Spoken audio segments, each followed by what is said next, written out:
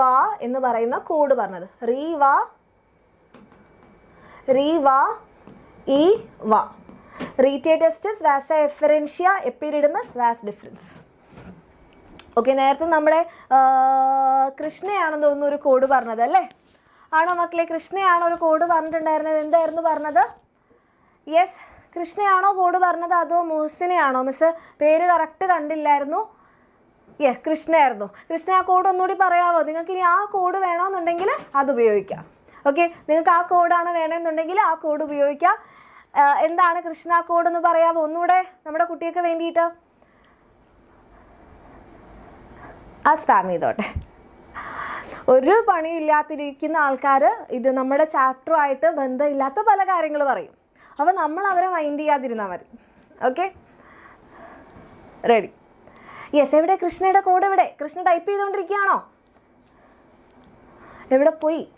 ആ yes, revise വേണം to say exam is very, exams ആ വാ അല്ലേ? എന്താ പറഞ്ഞിരിക്കുന്നത്? റിവൈസ് വേണം, റിവൈസ് വേണം ടു സേ എക്സാം ഇസ് വാ അല്ലേ? അപ്പം ഈ റീറ്റേ ടെസ്റ്റസ് ഇത് റിവൈസിൻ്റെ വി ആയി എനിക്ക് തോന്നുന്നു നമ്മുടെ rete testis, vasa efferentia, then epididymis, then vas deferens അല്ലേ? അപ്പോൾ നമ്മുടെ കൃഷ്ണയുടെ കോഡാണ് കൃഷ്ണ അഗ്നി. Okay, yes, അറിയുവാ.